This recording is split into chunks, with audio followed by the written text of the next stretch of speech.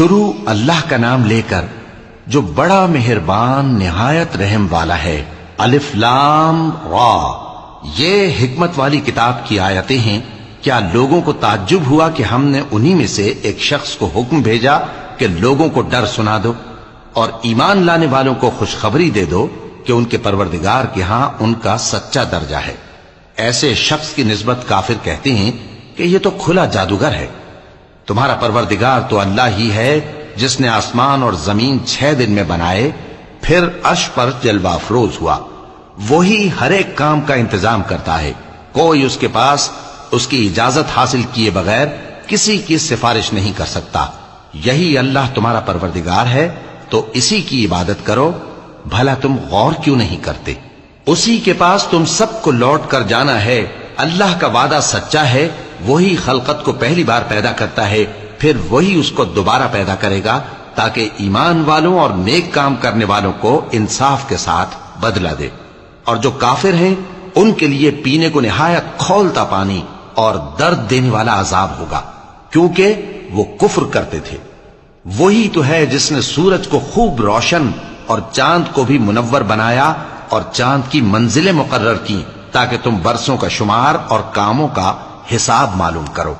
یہ سب کچھ اللہ نے تدبیر سے پیدا کیا ہے، سمجھنے والوں کے لیے وہ اپنی آیتیں کھول کھول کر بیان فرماتا ہے۔ رات اور دن کے ایک دوسرے کے پیچھے آنے جانے میں اور جو چیزیں اللہ نے آسمان اور زمین میں پیدا کی ہیں سب میں ڈرنے والوں کے لیے نشانیاں ہیں۔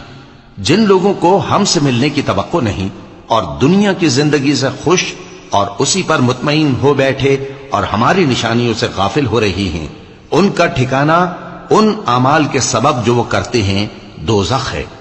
اور جو لوگ ایمان لائے اور نیک کام کرتے رہے ان کو ان کا پروردگار ان کے ایمان کی وجہ سے جنتوں میں پہنچا دے گا، ان کے نیچے نعمت کے باغوں میں نہریں بہ رہی ہوں گی۔ جب وہ ان میں ان کی نعمتوں کو دیکھیں گے تو بے ساختہ کہیں گے سبحان اللہ، اور آپس میں ان کی دعا سلام علیکم ہوگی، اور ان کا آخری قول یہ ہوگا کہ اللہ رب العالمین کی حمد اور اس کا شکر ہے۔ اور اگر اللہ لوگوں کی برائی میں جلدی کرتا جس طرح وہ طلب خیر میں جلدی کرتے ہیں تو ان کی عمر کی میعاد پوری ہو چکی ہوتی۔